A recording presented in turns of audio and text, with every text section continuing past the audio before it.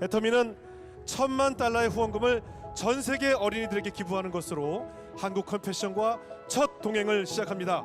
큰 돈을 쥐고 있는 그것은 올바르지 않다. 빨리 이것이 제대로 쓸 수 있는 곳에 흘러가야 된다. 그것이 뭐 특별해서라기보다는 당연한 거라고 저는 그렇게 생각을 하거든요.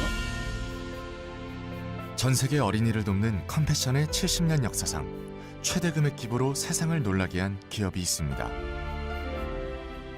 미화 $10,000,000.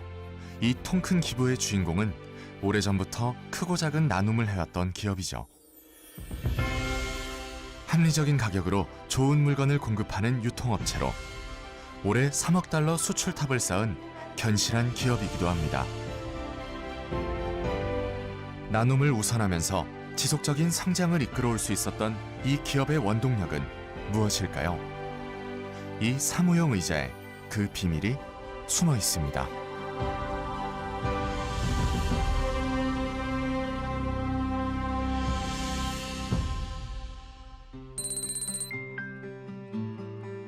모처럼 햇살이 따스하게 내리쬐는 겨울 한날.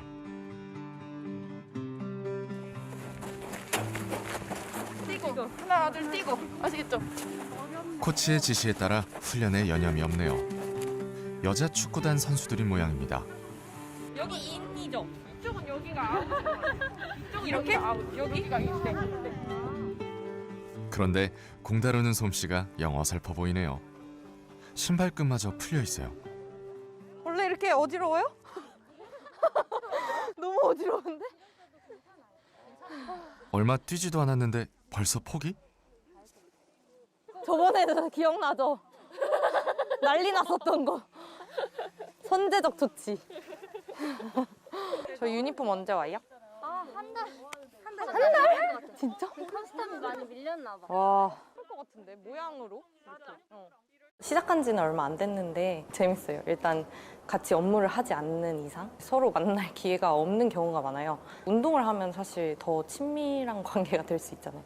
그래서 그런 부분도 있는 것 같고 무엇보다 그냥 스트레스를 풀 수 있는 환경을 회사가 제공해 준다는 게 그냥 제일 감사한 부분인 것 같아요. 회사에서 지원을 받는 사내 축구 동아리입니다.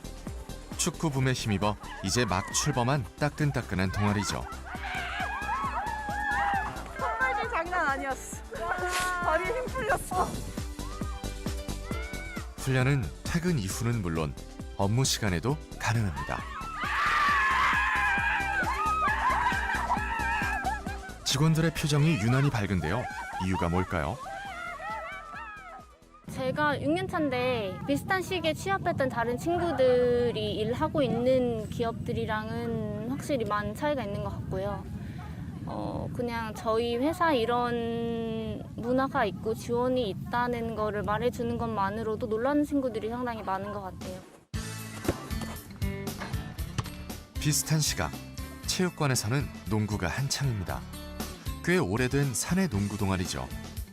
레포츠 전문 회사도 아닌데 일들은 안 하고 모두들 스포츠를 즐기고 있습니다. 진짜 말 그대로 놀다가 일하고 싶을 때 일해야지 진짜 진심으로 일에 대해서 이제 접근을 할 수 있고 또 일에도 진심이 될 수가 있거든요. 맞습니다. 저희 노는데 진심입니다.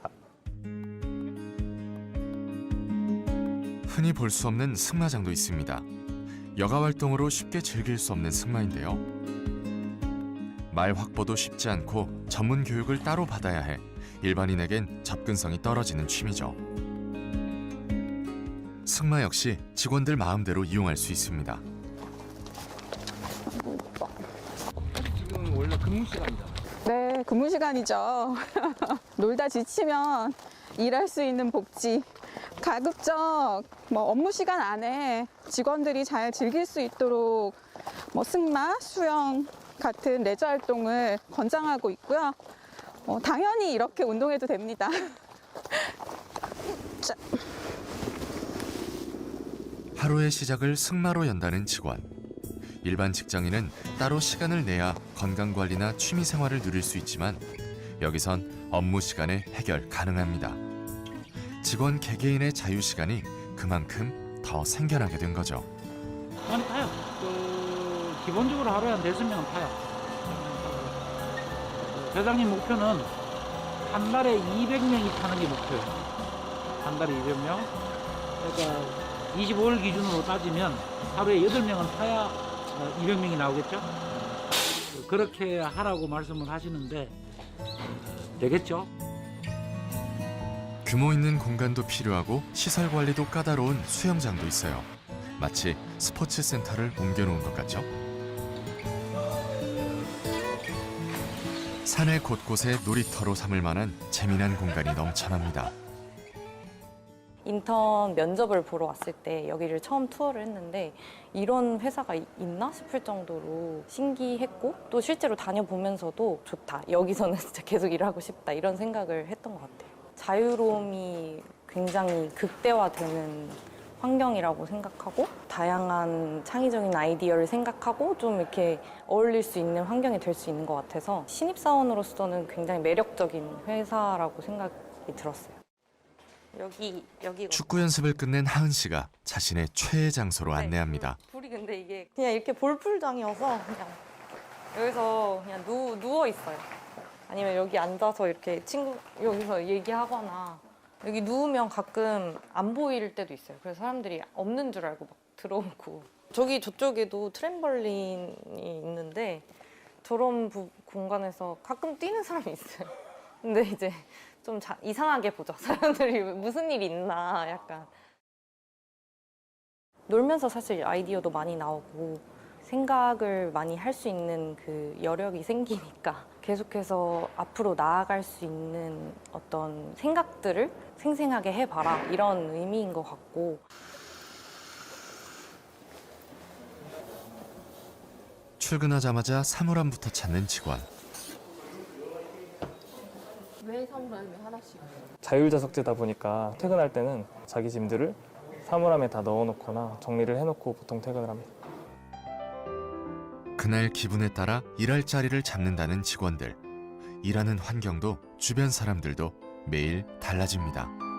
매번 그 똑같은 자리에 앉다 보면 되게 딱딱해지고 어떤 프레임에 갇히게 되는 것 같은데 자유롭게 원하는 자리에 앉을 수 있다 보니까 좀 더 열린 사고를 할 수 있게 되는 것 같고 자기 관리나 다른 주변 사람들에게도 좋은 영향으로 작용하는 거 있는 것 같습니다.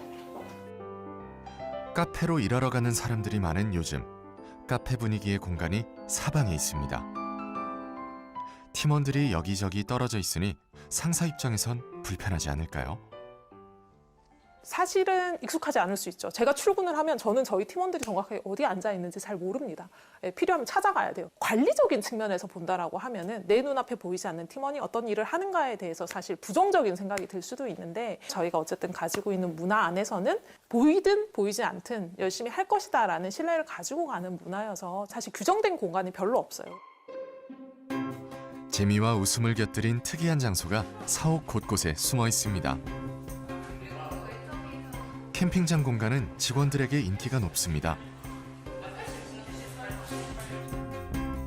창의적인 공간에서 자유롭게 어울리면서 부서 간의 장벽이 사라졌답니다.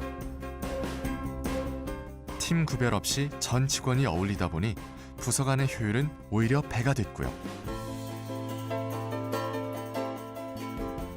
가벼운 농담이나 관심사로 시작된 대화는 업무 아이디어로 이어지고 그렇게 새로운 프로젝트가 생겨나곤 합니다.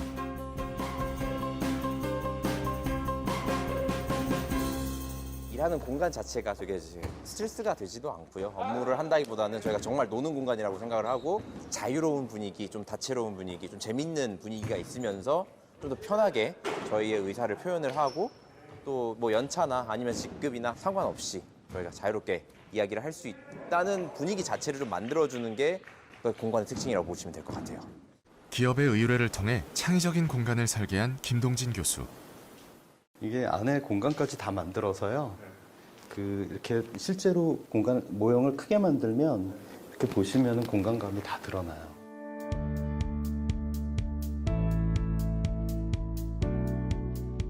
건축주와 건축사의 생각을 맞추는 일은 꽤 어려운 작업입니다.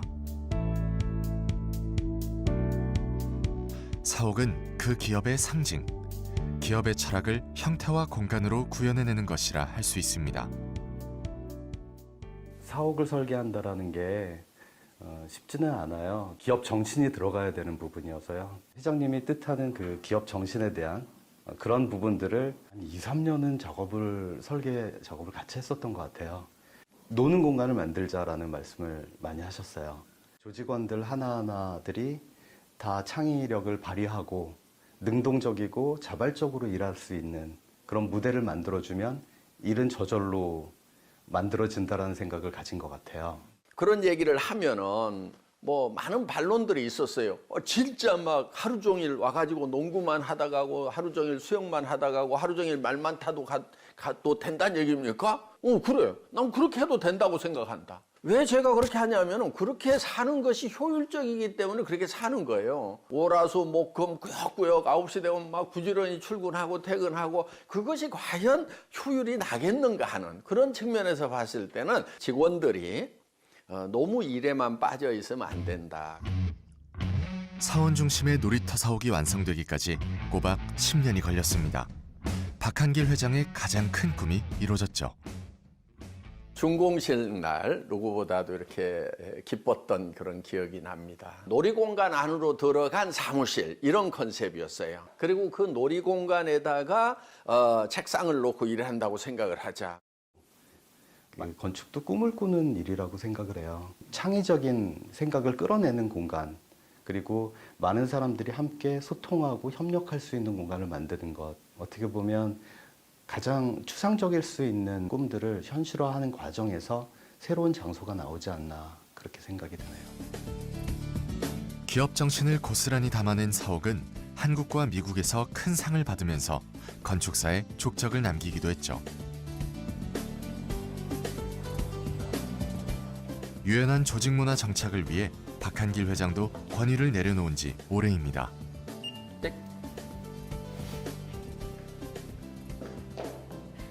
신나게 달려와 가장 먼저 회의실에 도착한 회장님.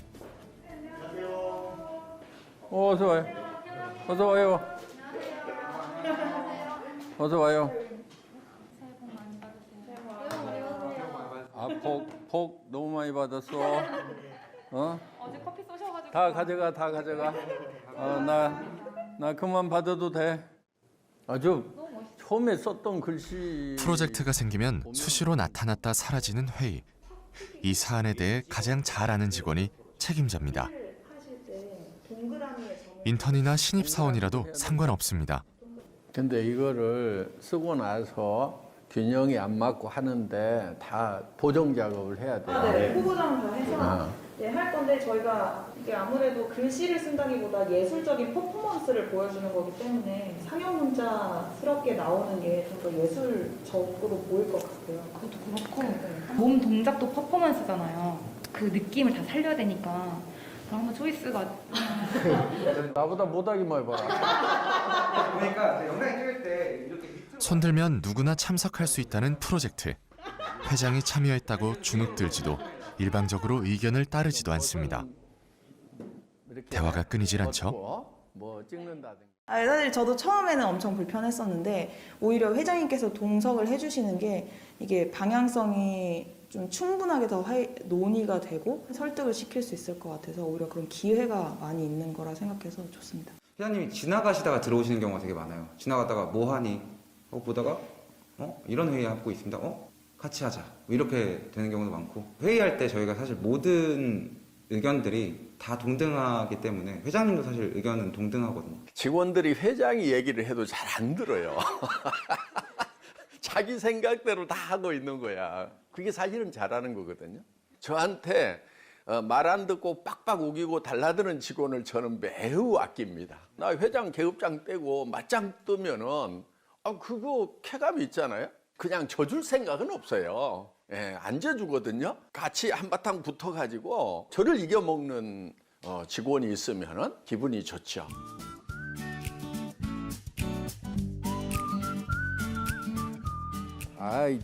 치워버려 그냥. 칸막이가 질비한 이곳은 박 회장이 특별히 신경 쓰는 공간입니다. 맞지? 이거 옆에 없으면 좋겠지? 그래야 옆으로 발 올리고 좀 더 편하게 일할 수 있잖아.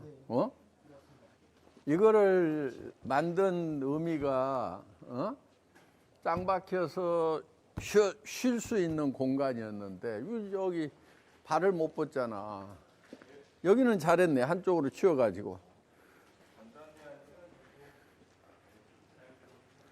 사실은 예전에 이제 열린 공간이라고 하면 사실은 공장 시스템이 그렇거든요. 오너나 그런 위에 사람들이 또 일하는 것들을 이렇게 서로 이렇게 보고 감시하는 체계라든가 이런 무시무시한 근대 건축들이 많이 있었죠. 근데 여기 같은 경우에 회장님은 오히려 개방됐지만 개개인들이 좀 자유롭게 숨어서 일할 수, 좀 편하게 쉴 수 있는 공간을 같이 만들자라는 그 두 가지가 있었어요. 사람을 보는 관점의 차이인 것 같아요.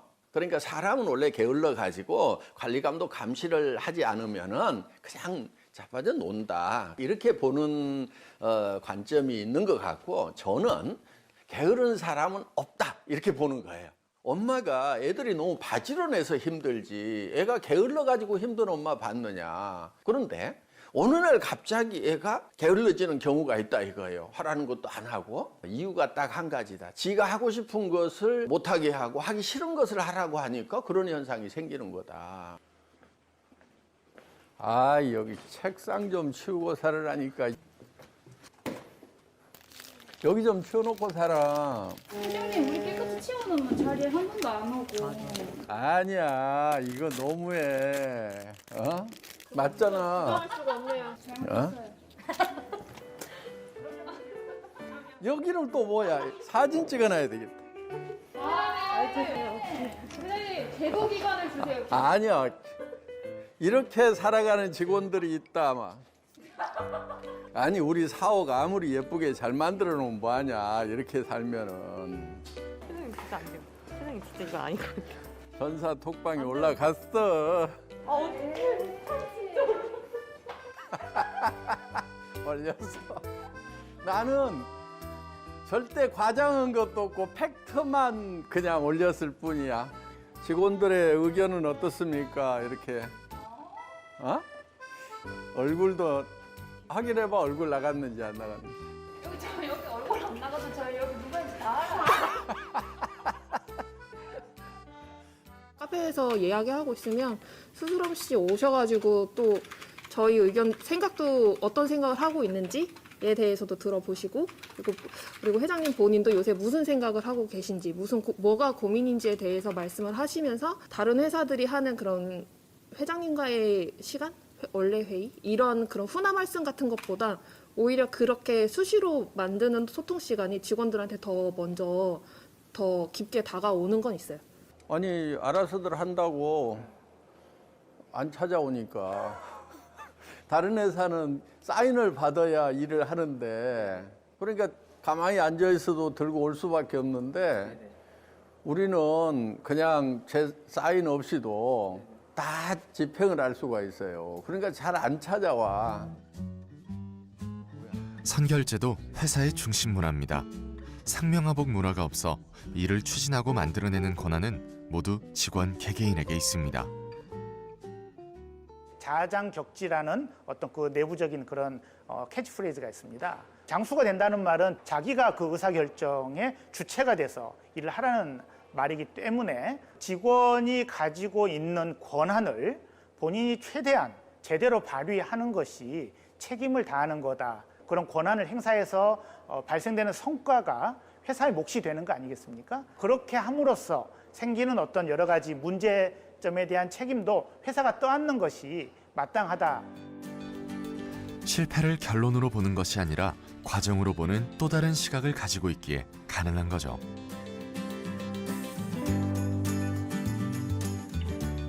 특이하게도 이 회사의 의자는 모두 같은 모델입니다. 사무용 의자 중에서는 최고급 의자죠.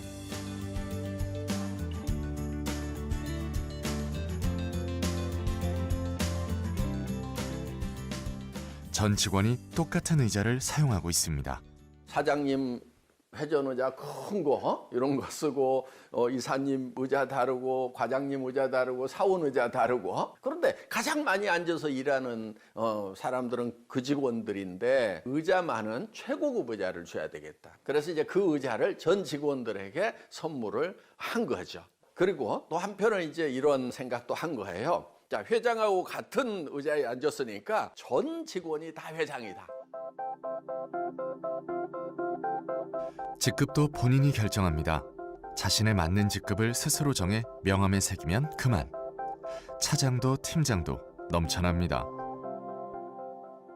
과장 5명 중에 부장 될 사람은 1명밖에 없을 거란 말이야. 그러면 나머지 4명은 경쟁에서 밀리게 되는데 그런 시스템이 과연 온당한 건가 하는. 근데 협력하라고 해놓고 시스템은 경쟁 시스템을 만들어 놓으면 어떻게 협력을 하냐 하는 거예요. 직급을 마음대로 적도록 이렇게 해주면은 굳이 누가 뭐 내가 막 노력해가지고 뭐 잘 보여가지고 또는 남을 누르고 승급해야 될 그런 필요성을 못 느끼게 되는 거죠. 경쟁 관계가 아닌 온전히 동료로만 남게 되면 모든 것을 공유하게 되고 협력은 자연스럽게 따라옵니다. 빠른 판단으로 결정하는 데도 도움이 되죠. 지금은 사실 어떤 일의 완벽성보다는 타이밍이 굉장히 중요한 시대입니다. 자잘한 실패를 하면서 성공으로 나아가는 게 훨씬 더 나은 방법인 거지, 완벽을 기하다가 타이밍을 놓치는 게 훨씬 더 큰 실패인 거죠. 그러면 완전 더 큰 실패를 피하기 위한 어떻게 보면 굉장히 현명한 선택이 아닌가? 2020년 대한민국 일하기 좋은 100대 기업 대상을 비롯해 다양한 곳에서 일하기 좋은 기업으로 손꼽히고 있습니다. 지난해에는 아시아에서 일하기 좋은 회사로 선정되기도 했죠. 일하기 좋은 회사가 성과가 나쁠 리 없겠죠. 창업 이후 국내 40배, 해외 진출 9년 만에 60배가 훨씬 넘는 매출을 올리며 꾸준한 성장을 보이고 있습니다. 지난해 전체 매출 2조 2천억 원을 달성했죠. 수출의 탑 시상식의 단골 수상자가 될 정도입니다.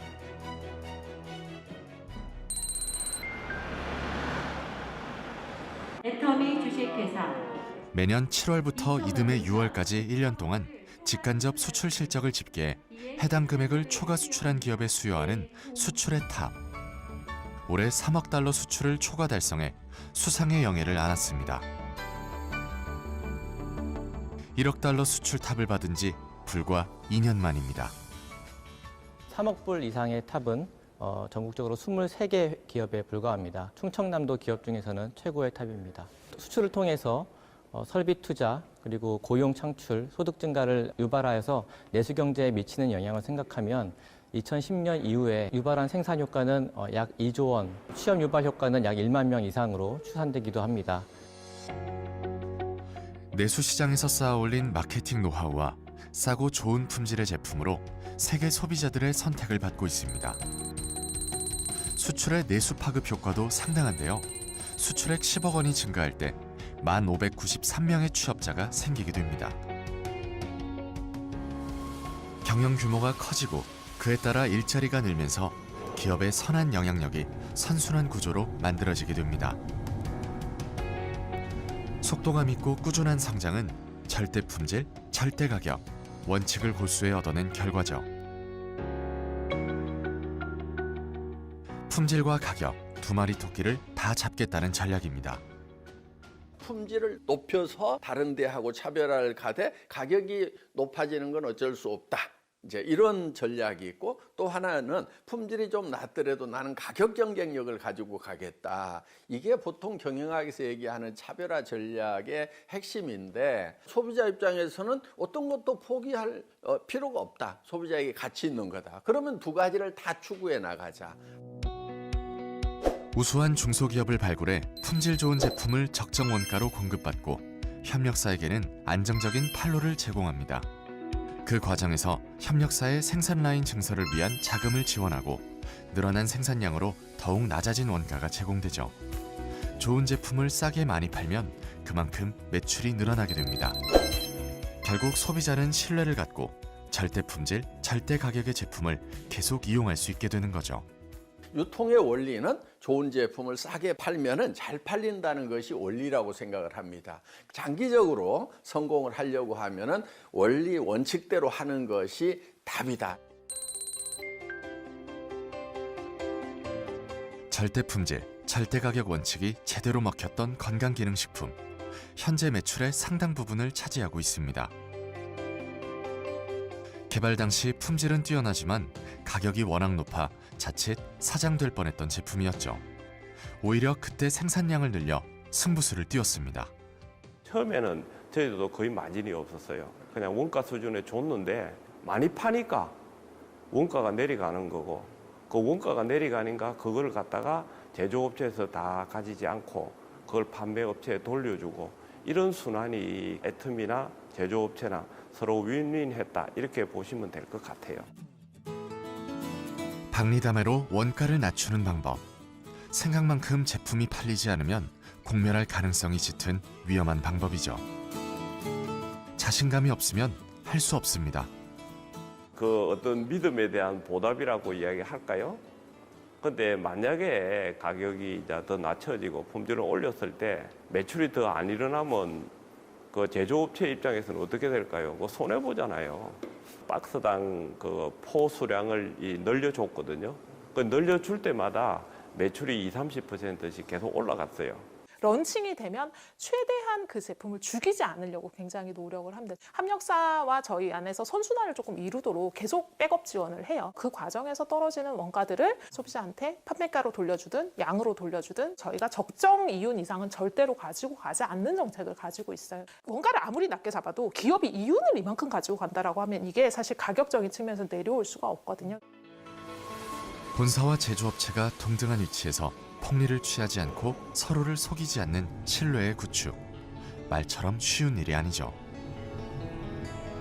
이 회사는 협력업체를 합력사라고 부릅니다. 협력이 하나의 일을 위해 서로 돕는 의미라면 합력은 함께 힘을 합쳐 성공을 이루는 한 가족이라는 뜻입니다. 모두가 동반자라는 얘기죠. 벼랑 끝에서 살아 돌아온 협력업체도 있습니다. 2016년에 그 화재가 났습니다. 그래서 제가 그 황망한 마음으로 이제 현장에 이제 왔었는데 그때 전화가 한 통 오는 거예요. 그래서 이 시간에 누가 전화를 하지라고 했는데 애터미의 도 대표님이 전화를 해주셔가지고 위로해 주시고 도울 일이 있으면 말씀을 하라고 하시는 거예요. 그래서 참 많은 위로가 됐죠. 한 35억 정도 손실이 있었는데요. 10억 정도를 무상으로 임대를 해주셨습니다. 통상적으로 일반 업체에서는 물건 공급이 그치게 되면은 다른 대체선을 찾거나 이제 그런 방법을 하는데 애터미에서는 공장이 정상적으로 가동될 때까지 기다려 주셨습니다. 정상화되기까지 시간이 꽤 걸렸지만 본사도 소비자도 묵묵히 기다려줬습니다. 본사에서 빌린 자금은 첨단 공장을 세우는 종잣돈이 돼 오히려 전화위복의 기회가 마련됐죠. 협력업체는 정상화되자마자 가격은 그대로 유지한 채 제품 용량을 높여 납품했습니다. 관심만 가지고 있으면 알 수 있어요. 중소기업 하면은 당연히 자금이 충분하지 않다는 거, 또 판로가 불안하다는 거. 그러니까 우리는 일품일사원칙위에서 한 번 거래를 하면은 도덕적 해이가 없는 이상은 끝까지 같이 가겠다. 저는 합력사에게 제가 갑을 병정에 정쯤되지 않나 네, 합력사들을 모시고 있어요. 왜냐면 저희한테서 나오는 모든 제품의 품질은 저희랑 합력사에서 만들어지는 품질이거든요. 근데 그 라인에서 일하시는 분들, 생산 라인에서 일하시는 분들이 마음이 불편하고 나쁜 마음을 가지고 계셔서는 그 품질을 절대로 맞출 수가 없어요. 모든 일들은 아직은 사람이 하는 범위 내에 있기 때문에. 네트워크 마케팅 사업은 시장의 반응이 생명과 같습니다. 첫 구매를 넘어 재구매가 이루어지게 하려면 소비자의 마음을 열어야 하죠. 이 회사의 반품률은 0.2% 전후로 유통업계 최저 수준입니다. 소비자도 합력의 개념으로 바라봅니다. 애초에 절대 품질, 절대 가격을 내세운 것도 소비자를 중심에 놨기 때문에 가능했던 거죠. 그런 노력이 통했는지 지난해 소비자 중심 경영을 재인증받았습니다. 소비자 중심 경영 기업 인증. 2007년 처음 시작된 소비자 중심 경영인 CCM 인증 제도는 지난해 기준으로 182개 기업만이 인증을 받았을 정도로 까다로운데요. 그만큼 인증 기업은 자부심을 가져도 됩니다. 그 당시에 네트워크 마케팅에 대한 인식이 그다지 좋지는 않았고요. 다단계 방식은 하나의 판매 방식의 일환인데요. 소비자들이 오인을 하게 되면서 이런 방식 자체에 대한 좀 부정적 인식이 컸어요. 그럼에도 불구하고 여러 가지 지표들을 다 충분히 점수를 뛰어넘어서 우수한 성적으로 인증을 받으셨던 걸로 알고 있습니다. CCM은 인증받기도 쉽지 않지만 유지하는 건 훨씬 더 어렵습니다. 어렵사리 인증받더라도 재인증에 탈락하는 기업이 많은 이유죠. 고객의 성공이 기업의 성공이라는 의지가 통한 셈입니다. 지난해 10월 귀한 손님들이 회사를 방문했습니다. 어렵게 번 돈을 귀하게 써줄 분들이죠. 이제 우간다 아이들을 좀 도와야 되겠다. 가난성이 있는 아이들이 있는데 그 아이들을 다 도울 수는 없지만 그래, 또 100명의 우간다 아이들 한번 살려보자. 죽을 수밖에 없는 그 순간에서 살아서 우리 눈앞에서 멋지게 키워져 멋진 성인으로 세워지는 그것을 보신다면 이 세상의 어떤 기쁨과 행복과도 비교될 수 없는 그것을 누리시게 될 것입니다. 애터미는 $10,000,000의 후원금을 전 세계 어린이들에게 기부하는 것으로 한국 컴패션과 첫 동행을 시작합니다. 기부하는 곳을 철저히 조사하고 같은 곳을 바라보는지 확인한 뒤 아낌없이 나눕니다. 다른 곳에 그것을 기부하려고 했다가 일이 성사가 안 됐어요. 큰 돈을 쥐고 있는 그것은 올바르지 않다. 빨리 이것이 제대로 쓸 수 있는 곳에 흘러가야 된다. 그래서 뒷조사를 좀 깨야 한 걸로 알고 있어요. 왜냐하면 뵀을 때 많은 질문들이 이것은 치밀하게 조사를 안 했으면 알 수 없는 일들인데 6.25 전쟁 때 구제기관으로 만들어졌던 컴패션. 세계의 온정을 받았던 한국이 이제 이 단체의 중심이 됐고 가장 활발한 지원을 하는 나라가 됐습니다. 회사가 한몫 단단히 했죠. 본인의 이름과 본인의 명성을 내놓기 위한 기부가 아니었다는 것을 볼 수가 있어요. 많은 기업들이 같이 애터미처럼 참여하고 기부하고 사회를 따뜻하게 만드는 바로 그런 일들이 일어날 거라고 저는 간절히 바라고 있습니다. 그것이 뭐 특별해서라기보다는 당연한 거라고 저는 그렇게 생각을 하거든요. 120억이라는 돈이 뭐 크다면 클 수가 있는데 실제로 지금 밥 굶고 잠들어야 하는 그 아이들의 숫자에 비하면은 저는 결코 큰 돈이 아니라고 이렇게 생각을 합니다. 받는 자보다 주는 자가 복이 있다고 하는데 그건 줘보면은 그 말이 무슨 뜻인지 바로 알 수가 있습니다. 나누는 기쁨을 누구보다 잘 알고 있는 사람들. 수입의 10%가 훌쩍 넘는 돈을 꾸준히 사회에 내놓고 있습니다. 기부는 설립 초기부터 이루어졌는데요. 2009년부터 현재까지 600억 원에 육박하는 금액이 이웃에게 돌아갔습니다. 생활용품 유통업종 내 매출 대비 기부금 비중으로 봐도 상당히 높은 비율로 이웃과 함께하는 것을 알 수 있습니다. 나눔에도 회사만의 기준이 있습니다. 무엇보다 아이들의 복지를 우선하고 있죠. 전 세계 아이들의 양육과 교육을 위한 일이면 힘을 아끼지 않고 있죠. 생명을 소중히 여기는 기업 애터미에서 미혼모 지원을 위한 기부금 전달식이 있겠습니다.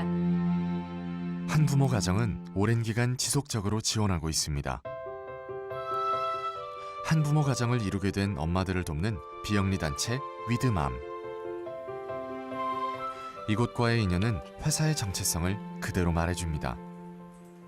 5년 전쯤이었는데 대표님께서 연락이 오셨어요. 전혀 모르는 상태였고 본인이 대표라고 밝히지도 않으셨죠. 그냥 문자로 연락 와서 후원을 하고 싶은데 이렇게 얘기를 하시길래 저희가 그때 정식 법인이 아니라서 기부금 영수증이 안 될 때였어요. 그래서 기부금 영수증도 안 된다 했더니 왜 활동을 오래 했는데 안 되냐 해서 그럼 법인을 설립할 돈이 없습니다 라고 얘기를 드렸고 그럼 알겠습니다 하고 전화를 끊으시더라고요. 그리고 며칠 뒤에 대표님이 오셨더라고요. 그래서 저희 얘기를 들으시고는 법인을 만들 수 있게끔 좀 벌판을 만드는 일을 본인께서 도와주고 싶다고 말씀하셨고 그렇게 해서 저희가 법인을 만들게 된 거였죠. 생애 한가운데서 선택의 기로에 놓인 이들이 용기를 냈을 때 회사는 그 손을 잡아줬습니다. 미혼모를 위해 100억 원을 쾌척하기도 했었죠. 소소한 일상까지 챙기는 세심함은 도움이 아닌 나눔의 의미를 보여줍니다. 제가 장난삼아 대표님한테 그런 얘기도 했었어요. 애기 엄마들 여러 명 모아놓고 단체로 염색시키고 싶다. 본인이 원하는 브랜드가 있을 거고 본인이 원하는 옷이 있을 건데 거기에 맞춘 것들을 좀 해주고 싶다라고 말씀드렸는데 또 대표님이 또 굉장히 흔쾌히 알겠다고 해주시더라고요. 어떨 때는 애터미가 헷갈릴 때도 많죠. 사실은 기업이 아니라 저희같이 비영리 단체를 하는 단체인가 헷갈릴 때도 있을 만큼 굉장히 적극적이시고 또 좋은 일에 있어서는 공격적으로 함께 해주시고 가까운 곳부터 작은 것부터 지금 당장 회사 나눔의 기본 원칙입니다. 나눔이 부수적 활동이 아니라 기업이 존재하는 본질이고 자연스러운 문화란 생각이죠. 제가 입사했던 10년 전과 지금이 크게 다르지 않은 것 같아요. 회사가 이것들 하기 위해서 더 돈을 열심히 벌자라는 모토가 회사 전반에 흐르는 것을 좀 느낄 수 있는 것 같아요. 제가 2022년에 목표가 감사를 꼭 실천하자. 그러니까 그런 목표가 생겼어요. 근데 한 번도 이런 목표를 가진 적이 없었던 것 같은데 그런 마인드를 갖게 해준 게 회사였던 것 같기도 하고. 기업 차원으로만 그치지 않습니다. 회원들은 SOS 나눔회를 만들어 자발적인 나눔을 이어오고 있는데요. 10억 원이 넘는 돈을 기부한 개인 기부자도 있답니다. 자기가 받아보면 나도 누군가 돕는 사람이 될래요. 요 얘기를 다 하는 걸 보면 우리가 작은 기부로 시작이 되지만 정말 사회 전체를 따뜻하게 훈훈하게 바꿀 수 있는 그런 문화가 반드시 될 거라고 생각을 합니다. 자신 하나 돌보기도 쉽지 않은 세상에서 자연스럽게 이웃을 생각하게 만드는 기업 문화. 나누려고 돈을 번다는 게 이들의 이야기입니다. 기업 문화의 확산은 해외 사업에도 이어지고 있습니다. 해외 시장에서 대중명품에 부합하는 제품을 찾아서 회사의 글로벌 판매망을 통해 공급하겠다는 GSGS 전략. 현지 경제에도 상당한 이득이 되고 있습니다. 올해 저희가 뉴질랜드, 터키, 영국, 카자흐스탄, 키르기스탄까지 5개국 진출을 해서 총 22개국 진출을 했습니다. 지금까지 진출했던 해외 국가들을 보면 회사가 먼저 법인을 만들어서 오픈하기 전에 저희 제품이 먼저 그 나라의 소비자들한테 인정을 받고 인정받으면 받을수록 저희가 글로벌로 더 확산될 수 있는 기회는 많아진다고 봅니다. 제품이 입소문이 나면 해외 진출을 요구하는 현지 목소리가 높아지면서 자연스럽게 현지 법인이 설립됩니다. 절대 품질, 절대 가격으로 소비자의 마음을 사로잡고 현지에서 번 돈은 현지인에게 돌려주는 전략을 쓰고 있죠. 그곳의 아이들에겐 어떤 돌봄이 이루어져야 하는지 고민하고 그 일부터 먼저 추진하고 있습니다.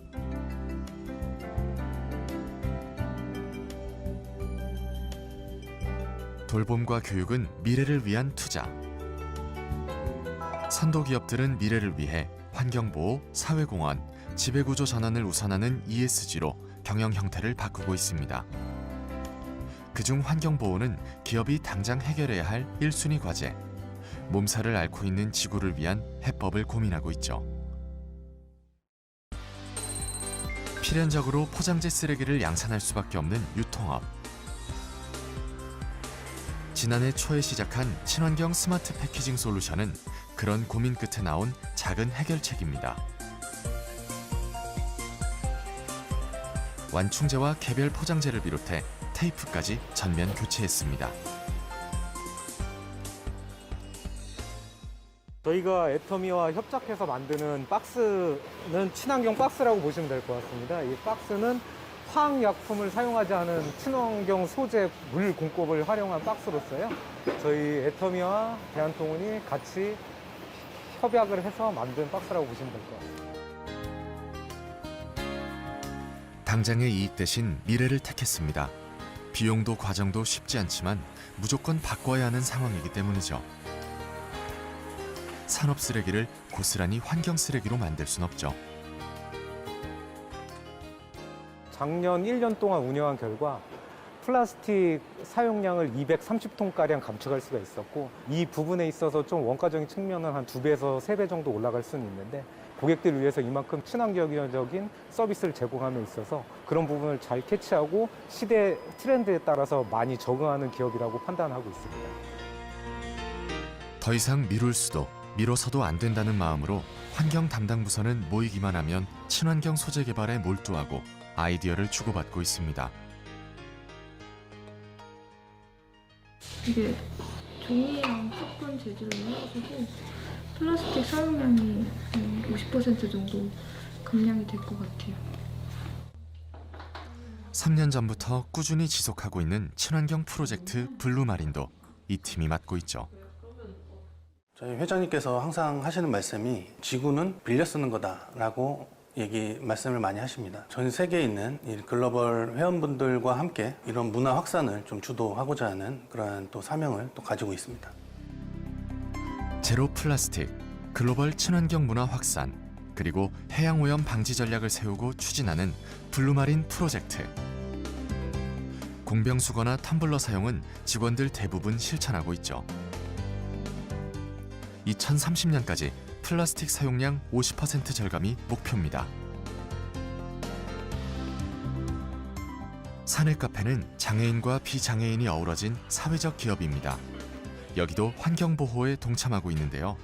테이크아웃 이용을 아주 불편하게 만들었습니다. 컵을 가져갔다 카페에 반납해야 하죠. 지금은 일회용 컵을 아예 사용하지 않고 있습니다.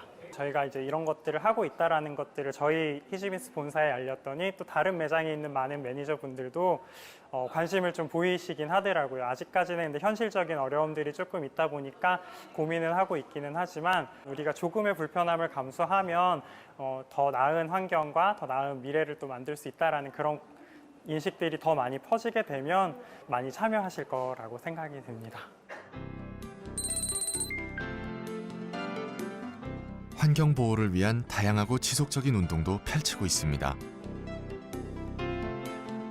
나눔과 더불어 환경 보호가 현재 가장 필요한 사회 공헌이란 생각이죠. 함께 바다로 나가는 이유기도 합니다. 이 자본이라는 것이 나쁜 것 쪽이 아니고 정말 인류에 공헌하는 좋은 쪽으로 이렇게 갈 수 있다는 그런 측면에서 이 ESG 운동이 일어나는 건 정말 다행이라고 생각을 하고, 기업들이 할 수 없이 끌려가는 것이 아니고 적극적으로 거기에 동참을 하는 이런 분위기가 일어나고 있는 것, 전 정말 다행이라고 생각을 합니다. 절대 품질, 절대 가격, 경영학 기본에서 벗어난 기업. 하지만 결국 원칙을 충실히 따릅니다.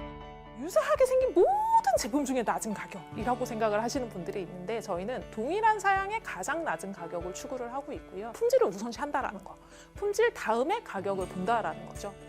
저도 이 업계를 떠날까 생각을 하다가 미련이 남았던 게 뭐냐면은 정말 교과서대로 한번 해보고 싶다. 이제 원리 원칙대로 한번 해보자 하고 했더니 되더라 하는 거예요.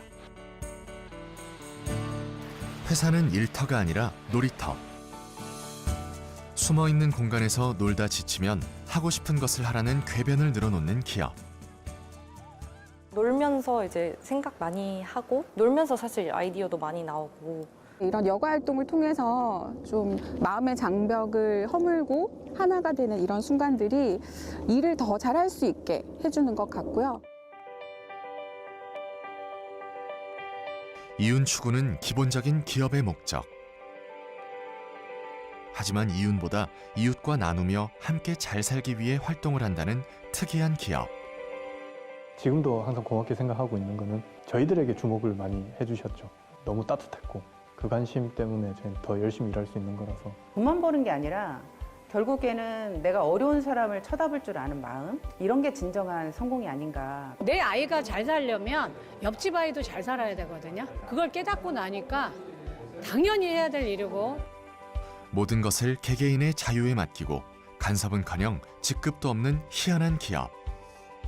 정말 저희 마음대로 할 수 있어요.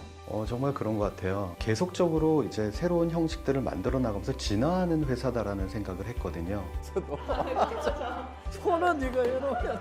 이 기업의 독특하고 신선한 혁신 문화는 많은 것을 가능하게 했습니다. 틀에 갇히지 않고 자유로이 꿈꿀 수 있기 때문이죠. 엉뚱한 사람들이 좀 들어오면 좋을 것 같아요.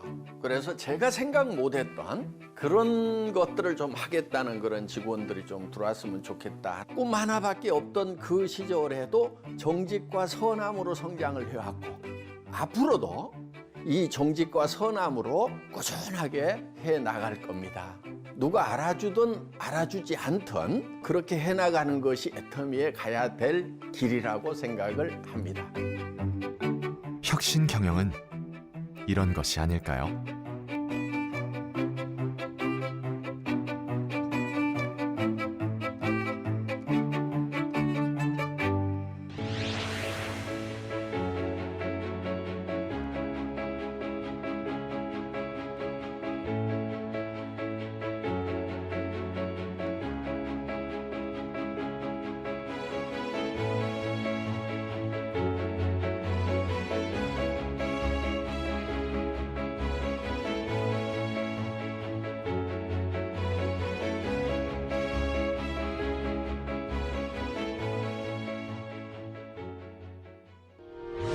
의견 있는 경제 채널 SBS 비즈.